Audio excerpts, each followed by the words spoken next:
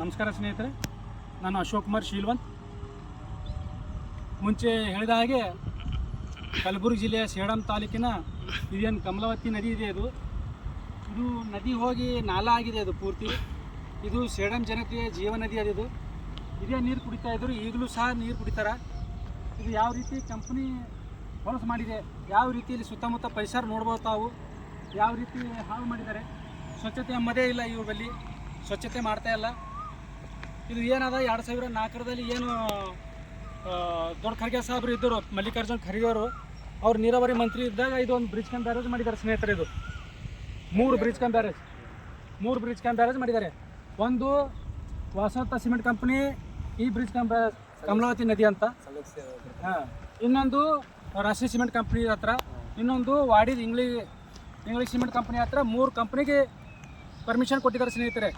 ಅಂದರೆ ಕಂಪ್ನಿ ತನ್ನ ಅಲ್ಲಿ ಕಾರ್ಮಿಕರಿಗೆ ಮತ್ತು ಕಂಪ್ನಿದವ್ರಿಗೆ ಬಳಕೆ ಮಾಡ್ಕೊಳ್ಳೋ ಸಲುವಾಗಿ ಸ್ವಲ್ಪ ಮಟ್ಟಿಗೆ, ಮತ್ತು ಸೇಡಂ ಜನತೆ ಕುಡಿಯೋ ನೀರಿನ ಸಲುವಾಗಿ ಮತ್ತು ರೈತರಿಗೆ ಅನುಕೂಲ ಆಗಲ್ಲ ಅಂತ ತಿಳ್ಕೊಂಡು ನೀರಾವರಿ ಅನುಕೂಲ ಆಗೋ ಸಲುವಾಗಿ ಇದು ಬ್ರಿಡ್ಜ್ ಕಮ್ ಬ್ಯಾರೇಜ್ ಮಾಡಿದ್ದಾರೆ ಸ್ನೇಹಿತರೆ. ಇದು ಸುಮಾರು ಏನಿಲ್ಲ ಅಂದರೂ 4.5 ಕೋಟಿ ಮತ್ತು 5 ಕೋಟಿ ವೆಚ್ಚದಲ್ಲಿ ಕಂಪ್ನಿ ತನ್ನ ವೆಚ್ಚದಲ್ಲೇ ಮಾಡಬೇಕಿದು. ತನ್ನ ಇದ್ರ ಸಲ ಮಾಡ್ಕೊಂಡು ರೈತರಿಗೆ ಹೋಗ್ಲಾಕ ಬರ್ಲಾಕ ಅಲ್ಲಿ ಅನುಕೂಲ ಮಾಡಿಕೊಡ್ಬೇಕು, ಮತ್ತು ಸುತ್ತ ಏನಾದ ರಸ್ತೆ ಮಾಡಿಕೊಡ್ಬೇಕು, ಮತ್ತು ಯಾವುದೇ ಗಿಡ ಗಂಟೆ ಇರಬಾರ್ದು, ರಸ್ತೆ ಮಾಡಿಕೊಡ್ಬೇಕು, ರೈತರಿಗೆ ದಾರಿ ಮಾಡಿಕೊಡ್ಬೇಕಂತ ಒಂದು ಒಳ್ಳೆಯ ಉದ್ದೇಶ ಸಲಾಗಿ ಮಾಡಿದ್ದಾರೆ ಸ್ನೇಹಿತರೆ 2004ರಲ್ಲಿ. ಆ ನಂತರ ಏನು ಸ್ನೇಹಿತರೆ, ಈ ಕಂಪ್ನಿ ಏನು ಮಾಡಿದೆ, ಗೇಟ್ ಇದು ಇವಾಗ ತೆಗೆದು ಏನು 18 ಗೇಟ್ ಇದೆ ಸ್ನೇಹಿತರೆ. 18 ಗೇಟ್ದಲ್ಲಿ ಇವಾಗ 1 ವರ್ಷ 2 ವರ್ಷ ಆಯ್ತಂತ ಅದು ನೀರು ಪೂರ್ತಿ ಗೇಟ್ ಯಾವುದೇ ಕಾರಣಕ್ಕೆ ತೆಗೆದಿರಲಿಲ್ಲ.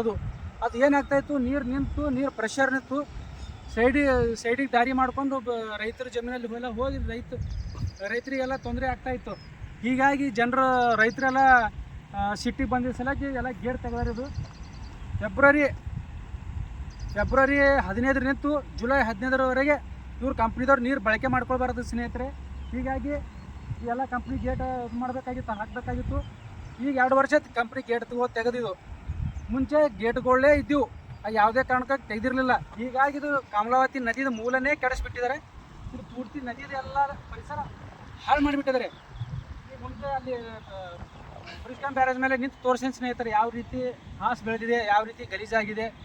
ಕಂಪ್ನಿ ಇದೇ ನೀರು ತೊಗೋತಾ ಇತ್ತು ಮತ್ತು ಇದೇ ನೀರು ತೊಗೊಂಡು ಕಲ್ಮಶ ಮಾಡಿ ಇದೇ ನೀರಿಗೆ ಬಿಡ್ತಾಯಿತ್ತು. ಇವಾಗ ಏನು ಸ್ವಲ್ಪ ತೆಗೆದಿದ್ದಾರೆ ಅಂತ ಸ್ವಚ್ಛ ಕಾಣಲತ್ತ ಸ್ನೇಹಿತರೆ. ಇದೆಲ್ಲ ಒಟ್ಟು ಕ್ಲೀನ್ ಮಾಡಬೇಕಾಗಿತ್ತು. ಅಲ್ಲಿ ಪೂರ್ತಿ ಅಂತ ಯಾರು ಹೋಗಪ್ಲೇ ಇಲ್ಲ, ಬರಪ್ಲೇ ಇಲ್ಲ, ಆ ರೀತಿ ಗಲೀಜು ಇಟ್ಕೊಂಡಿದ್ದಾರೆ ವಾಸಂತಿ ಸಿಮೆಂಟ್ ಕಂಪ್ನಿದವರು. ಅಂದರೆ ಈಗಿಂದು ಏನು ಅಲ್ಟ್ರಾಟೆಕ್ ಸಿಮೆಂಟ್ ಅದ ಸರಳನಗರ್, ಇವರೆಲ್ಲ ನದಿಯ ಮೂಲನೇ ಹಾಳು ಮಾಡಿಬಿಟ್ಟಿದ್ದಾರೆ ಸ್ನೇಹಿತರೆ. ಹೀಗಾಗಿ ಇಲ್ಲಿ ಪಕ್ಕದಲ್ಲೇ ಇರುವ ಕಂಪ್ನಿ ಪಕ್ಕದಲ್ಲೇ ಇರುತ್ತೆ ಒಬ್ಬ ರೈತರ ಪಕ್ಕದಲ್ಲೇ ಏನು ವಸಂತ ಸಿಮೆಂಟ್ ಕಂಪ್ನಿ ಸ್ನೇಹಿತರೆ, ಪಕ್ಕದಲ್ಲಿ ಜಮೀನಿದೆ, ತೋಟ ಅದ. ಅವರು 1-2 ಮಾತಾಡ್ತೀನಿ ಅವ್ರಿಗೆ, ಅಣ್ಣವ್ರಿಗೆ ಅದ್ರ ಬಗ್ಗೆ ಕೇಳ್ತೀವಿ, ತಾವು ತಿಳ್ಕೊರಿ. ಇವ್ರು ಯಾರು ಪಕ್ಕದಲ್ಲಿ ಇಲ್ಲಿ ಬಂದ ಮೇಲೆ ನಂತರ ಸಿಕ್ಕರೋರು ಅಣ್ಣವರು ಕೇಳ್ತೀನಿ. ಅಣ್ಣ ಎಲ್ಲದ ನಿಮ್ಮ ಜಮೀನು ಎಲ್ಲದಣ್ಣ? ಆ ಕಂಪ್ನಿ ಪಕ್ಕದಲ್ಲ ಅಲ್ಲೇನು ಡಸ್ಟ್ ಅಣ್ಣ? ಇದು ಪೂರ್ತಿ ನೋಡ್ಬೇಕು ಸ್ನೇಹಿತರೆ. ಇದೆಲ್ಲ ಪೂರ್ತಿ ಏನಾರ ಅವ್ರು ಅಣ್ಣವ್ರು ಹೇಳ್ತಾ ಇದ್ರು ಮುಂಚೆನೇ ಮಾತಾಡಿದಾಗ, ಕಂಪ್ನಿ ಡಸ್ಟ್ ಬೀಳ್ತದ, ಇಲ್ಲಿ ಯಾರು ಹೇಳೋರಿಲ್ಲ ಕೇಳೋರಿಲ್ಲ. ನಾವು ಒಬ್ಬ ಏನು ಮಾಡಲಿ, ಬೆಳೆ ಇಳುವರಿ ಕಮ್ಮಿ ಹೊಂಟದ, ಎಲ್ಲ ಬೆಳೆಗಳ ಮೇಲೆಲ್ಲ ಡಸ್ಟ್ ಬೀಳ್ತದ, ಅವೆಲ್ಲ ರಾಸಾಯನಿಕ ಆಗಿ ಪೂರ್ತಿ ಯೂಸ್ ಮಾಡೋಕ್ಕೂ ಆಗಲ್ಲ, ಎಲ್ಲ ಬೆಳೆಗಳೆಲ್ಲ ಹಾಳಾಗೋಲತ್ತಾವಂತ. ಇಲ್ಲಿ ಎಲ್ಲ ಸುತ್ತಮುತ್ತ ಎಲ್ಲ ರೈತರು ಎಲ್ಲ ಒಗ್ಗಟ್ಟಾಗಿ ಕೇಳಿದ್ರೆ ಕಂಪ್ನಿ ಕೇಳಬೇಕು, ಡಸ್ಟ್ ಬಿಡಬೇಡ್ರ ಅಂತ ತಿಳ್ಕೊಂಡು. ಆದ್ರೆ ರಾತ್ರಿನೂ ಬೀಳ್ತಾರೆ ಕರಿ ಹೋಗಿ. ಹೀಗಾಗಿ ಅಣ್ಣರು ಪೂರ್ತಿ ಹೊಲ ಅಂತ ಇದನ್ನು ತೋಟ ಅದ, ಪೂರ್ತಿ ತೋಟ ಕೆಟ್ಟು ಹೋಗ್ಯದ. ಸುತ್ತಮುತ್ತ ಎಲ್ಲ ಜಮೀನು ಎಲ್ಲ ಒಟ್ಟು ಕೆಟ್ಟು ಹೋಗ್ಯದ ಸ್ನೇಹಿತರೆ, ಧೂಳು ಬಿದ್ದು. ಮತ್ತು ಇದು ಏನು ಬ್ರಿಡ್ಜ್ ಕಮ್ ಬ್ಯಾರೇಜ್ ಅದ, ಮೇಲ್ಗಡೆ ಹೋಗಿ ಅದು ಇನ್ನೂ ವಿಷಯಗಳು ಮೇಲ್ಗಡೆ ಮಾತಾಡ್ತೀನಿ ಸ್ನೇಹಿತರೆ. ಮೇಲ್ಗಡೆ ಹೋಗೋಣ. ಇದು ಹಾಗೆ ಈಗ ಕವರ್ ಮಾಡಿ.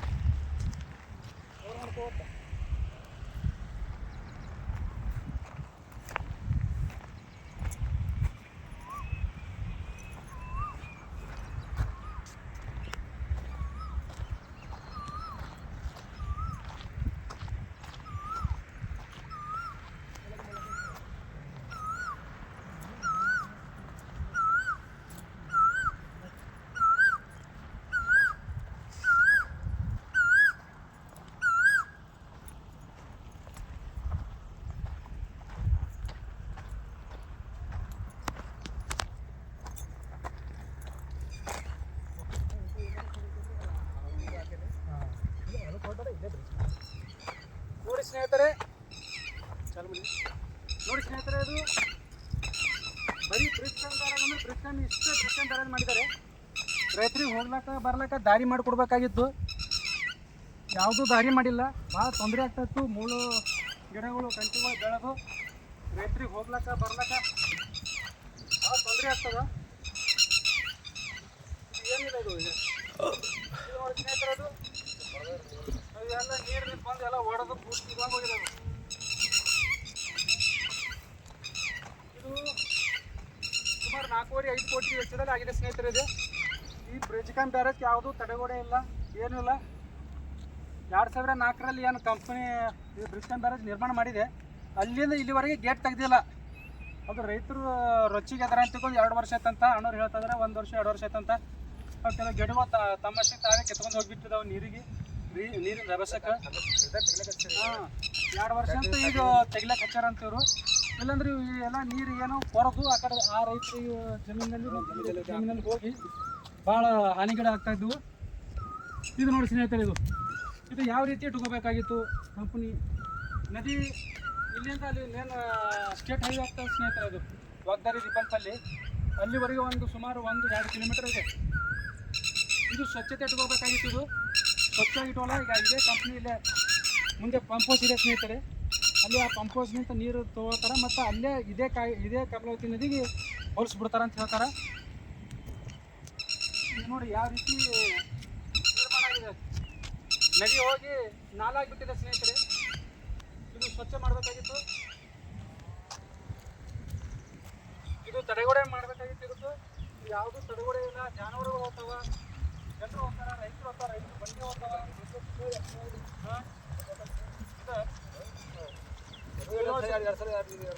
ಈಗ ನೋಡಿ ಸ್ನೇಹಿತರೆ, ಇದು ರೈತರು ಬಂಡಿ ಬಿದ್ದಾವಂತ, ಟ್ರ್ಯಾಕ್ಟರ್ ಬಿದ್ದಾವ, ಎತ್ತುಗಳು ಬಿದ್ದಾವ, ಬಂಡಿಗಳು ಬಿದ್ದಾವ, ಜನರು ಪ್ರಾಣ ಜೊತೆ ಚೆಲ್ಲಾಟ ಆಡತ್ತಾರ. ಇದು ತಡೆಗೋಡೆ ಇಲ್ಲ. ಹೇಳಕೊಂದು ಹೋಗಿ ಪೂರ್ತಿ ಅವೆಲ್ಲ ಹಂಚಿ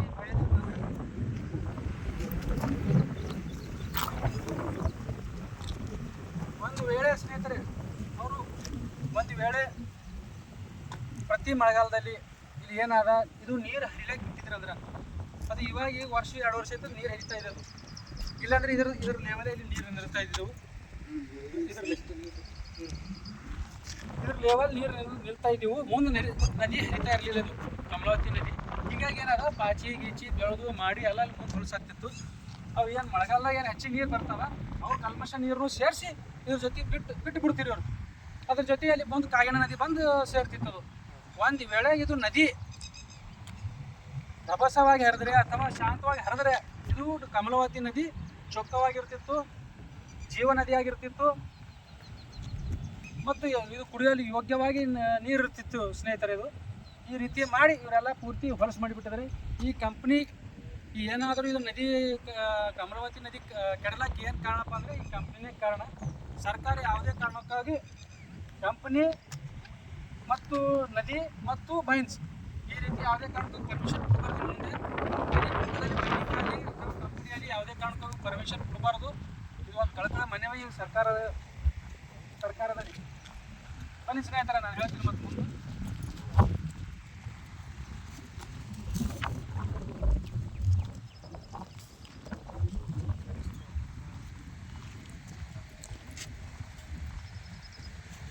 ಇಲ್ಲಿ ನೋಡಿ ಸ್ನೇಹಿತರೆ, ಇನ್ನೂ ಅರ್ಧಕ್ಕರ್ಧ ಗೇಟ್ ಇದೆ, ಹಾಗೇ ಇದೆ. ತೆಗಿಬೇಕಾಗಿತ್ತು, ರಭಸವಾಗಿ ಹರಿಬೇಕು ನದಿ. ಅವರು ಸ್ವಹಿತಾಸಕ್ತಿಯಾಗಿ ಎಲ್ಲ ಹೋಟು ಹೇಗೆ ಮಾಡಿದ್ದಾರೆ, ಅದೆಲ್ಲ ಹೋಟು ಸ್ವಚ್ಛತೆ ಮಾಡಿದರೆ ಇದೆಲ್ಲ ಇಲ್ಲಿ ಗಿಡಗಳು ಎಲ್ಲ ಗಿಡ ಮರಗಳೆಲ್ಲ ಹರ್ಕೊಂಡು ಹಾಗೆ ಉಳ್ಕೊಂಡಿವಿ. ಎಲ್ಲ ಕೆಟ್ಟ ಹೋಗಿ ಪೂರ್ತಿ ಗೇಟ್ ತೆಗಿಲಿಲ್ಲ, ಸ್ವಚ್ಛ ಮಾಡೋರಿಲ್ಲ. ಮುನ್ಸಿಪಾಲ್ಟಿದವ್ರ ಹತ್ರ ಮೊದಲೇ ಇಲ್ಲ, ಅವ್ರಿಗೆ ಕೊಟ್ಟ ಕೆಲಸನೇ ಮಾಡಲಾಗ್ಯಾರ. ಇನ್ನು ಈ ಪರಿಸರ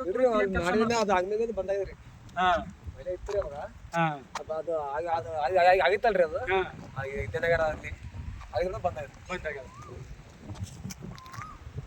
ಹೀಗಾಗಿ ಸ್ನೇಹಿತರೆ, ಇದು ಈ ನದಿ ಉಳಿಸ್ಬೇಕಾಗ್ಯದ, ಸ್ವಚ್ಛತೆ ಕಾಪಾಡ್ಕೋಬೇಕಾಗ್ಯದ. ಇದೇನಿದೆ ಇಷ್ಟ ಇದೆ ಕಂಪ್ನಿಯಲ್ಲಿ ಏನು ಸ್ಟೇಟ್ ಹೈವೇ ಏನಿದೆ 10ರಿಂದ ಅಲ್ಲಿಂದ 3ವರೆಗೆ ಹೌದೌದು ಇದು ಪಂಪ್ ಹೌಸ್. ಕಂಪಸಲ್ಲಿ ಗಾಡಿ ಅಲ್ಲಿ ಬರ್ತೀವಿ ಹೋಗೋ ಮನೆ ತನಕ ನೋಡ್ರಿ ಎಲ್ಲ ಇದಾಗಿದ್ರಿ ಎಲ್ಲ ಬರ್ತಿರ್ತೀರ ಹೌದು ಆಗಿರೋದು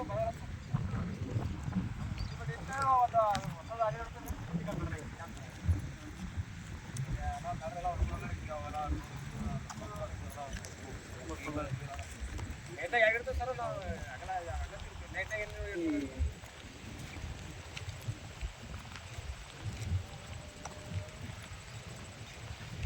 ಮುನ್ಸಿಪಾಲ್ಟಿದವ್ರು ಅಂತ ಯಾವುದೂ ಕೆಲಸ ಮಾಡ್ತಾ ಇಲ್ಲ ಅಂತ ಹೇಳ್ತಾರೆ. ಇದು ಅದು ಹೊಸದು ಬ್ರಿಡ್ಜ್ ಆಗಿ ನಡೆದು ಈ ಕಡೆ ಬರ್ತಾ ಇಲ್ಲ, ಈ ಕಡೆ ನಿಗಾ ಇಲ್ಲ. ಎಲ್ಲ ಕಂಟಿ ಕಮರಿಗಳು ಎಲ್ಲ ಬೆಳೆದು ಎಲ್ಲ ಜಾಲಿ ಬೆಳೆದು ಎಲ್ಲ ನೀರೆಲ್ಲ ತಡೆ ಹಿಡಿದು ಎಲ್ಲ ರೋಗ ರುಜಿನ ಕಾರಣ ಆಗುತ್ತೆ ಸ್ನೇಹಿತರೆ. ಇದು ನದಿ ಕಾಪಾಡಬೇಕಾಗಿದೆ. ಇದು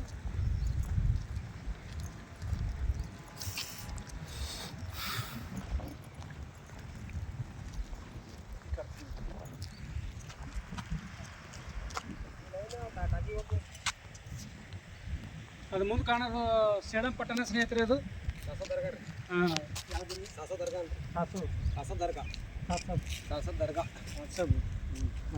ಅಲ್ಲೊಂದು ದರ್ಗಾ ಇದೆ ಸ್ನೇಹಿತರೆ. ಅದು ಸೇಡಂ ಪಟ್ಟಣದಲ್ಲಿ, ಇದು ಕಮಲಾವತಿ ನದಿ ಪಕ್ಕದಲ್ಲಿ ಇದೆ. ಅದು ಈ ರೀತಿ ಹೊಲಸು ಮಾಡಿದ್ದಾರೆ ಸ್ನೇಹಿತರೆ. ಅದು ಏನು ಬ್ರಿಡ್ಜ್ ಕಮ್ ಬ್ಯಾರೇಜ್ ಆಗಿ ಸಲಗೆ ಈ ರೀತಿ ಆಗಿದೆ ಸ್ನೇಹಿತರೆ. ಅದು ಒಂದು ವೇಳೆ ಬ್ರಿಡ್ಜ್ ಕಮ್ ಬ್ಯಾರೇಜ್ ಇರಲಿಲ್ಲ ಅಂದ್ರೆ ಸರಿಯಾಗಿರ್ತಿತ್ತು. ಇಲ್ಲ ನಿರ್ವಹಣೆ ಮಾಡಬೇಕಾಗಿತ್ತು, ನಿರ್ವಹಣೆ ಮಾಡಿಲ್ಲ. ಈ ನಿರ್ವಹಣೆ ಮಾಡಲಾರ ಮಟ್ಟಿಗೆ ಸಾಕಷ್ಟು ತೊಂದರೆ ಅನುಭವಿಸ್ತಾ ಇದ್ದಾರೆ ರೈತರು ಮತ್ತು ಸಾರ್ವಜನಿಕರು. ಇದು ಬ್ರಿಡ್ಜ್ ಕಮ್ ಬ್ಯಾರೇಜ್ ಮಾಡಿದ್ದು ಒಳ್ಳೆಯ ಉದ್ದೇಶ, ಆದರೆ ಇವರು ಸಹಜಾಸಕ್ತಿ ಸರಿಯಾಗಿ ಮಾಡಿದ ವೇಸ್ಟ್ ಇದು ಮಾಡಿದ್ದು. ಆದರೆ ನಿರ್ವಹಣೆ ಮಾಡಬೇಕಾಗಿತ್ತು, ನಿರ್ವಹಣೆ ಮಾಡಲಾರ ಮಟ್ಟಿಗೆ ಇದು ನದಿದು ಮೂಲನೇ ಕೆಟ್ಟು ಹೋಗಿಬಿಟ್ಟದ ಸ್ನೇಹಿತರೆ. ಇದು ಅಲ್ಲಿ ಸ್ವಚ್ಛವಾಗಿ ಹರಿತಾಳೆ ಕಮಲಾವತಿ ನದಿ. ಇಲ್ಲಿ ಬಂದ ನಂತರ ಇಲ್ಲಿದು ಕಲ್ಮಶವಾಗಿ ಹರಿತಾಳೆ. ಇದು ಇಲ್ಲೆಲ್ಲ ಪೂರ್ತಿ ನೀರು ನಿಂತು ನೋಡಿ ಸ್ನೇಹಿತರೆ. ಎಲ್ಲ ನೀರು ನಿಂತ್ರೆ ಎಲ್ಲ ತೆಗ್ಗು ಬಿದ್ದು ಎಲ್ಲ ಇದು ಮಾಡಿ ಎಲ್ಲ ಹೊಲಸು ನೀರಾಗಿ ಎಲ್ಲ ಕುಡ್ಲಿಕ್ಕೆ ಬರ್ಲಾರ್ದಂಗೆ ಆಗಿಬಿಟ್ಟದ ಸ್ನೇಹಿತರೆ. ಇದು ಮಳೆಗಾಲದಾಗ ಏನು ಮಾಡ್ತಾರೆ ಗೊತ್ತಿಲ್ದಂಗೆ ಕಲ್ಮಶ ನೀರು ಬಿಟ್ಬಿಡ್ತಾರೆ ಸ್ನೇಹಿತರೆ. ಅದು ವಾಸವತ ಸಿಮೆಂಟ್ ಕಂಪ್ನಿದವರು, ಈಗೇನು ಅಲ್ಟ್ರಾಟೆಕ್ ಸಿಮೆಂಟ್ ಕಂಪ್ನಿದವ್ರು ತೊಂದರೆ. ಇದ್ರ ಬಗ್ಗೆ ಏನು ಪರಿಸರ ಮಾಲಿನ್ಯ ನಿಯಂತ್ರಣ ಮಂಡಳಿದವರು ಕ್ರಮ ಕೈಗೊಳ್ಳಬೇಕು. ಏನು ಎಲ್ಲೆಲ್ಲಿ ಬ್ರಿಡ್ಜ್ ಕಮ್ ಬ್ಯಾರೇಜ್ ಇವತ್ತು 3 ಬ್ರಿಡ್ಜ್ ಕಮ್ ಬ್ಯಾರೇಜ್ ಇವೆ ಸ್ನೇಹಿತರೆ. ಇದು ಮೊದಲು ಹೇಳಿದಾಗ 3 ಬ್ರಿಡ್ಜ್ ಕಮ್ ಬ್ಯಾರೇಜ್ ಇವೆ. ಒಂದು ಇದು ವಾಸವತ ಸಿಮೆಂಟ್ ಕಂಪ್ನಿದವ್ರು ನಿರ್ಮಾಣ ಮಾಡಿದ್ದು, ಅವರ ವೆಚ್ಚದಲ್ಲೇ ಮಾಡ್ಕೋಬೇಕಂತ ಹೇಳಿದ್ದು. ಇನ್ನೊಂದು ಮಳಖೇಡದಲ್ಲಿ ನಿರ್ಮಾಣ ಮಾಡಿದ್ದಾರೆ ರಾಷ್ಟ್ರೀಯ ಸಿಮೆಂಟ್ ಕಂಪ್ನಿದವರು. ಇನ್ನೊಂದು ವಾಡಿ ಇಂಗ್ಳಿ ಗ್ರಾಮದಲ್ಲಿ ನಿರ್ಮಾಣ ಮಾಡಿದ್ದಾರೆ.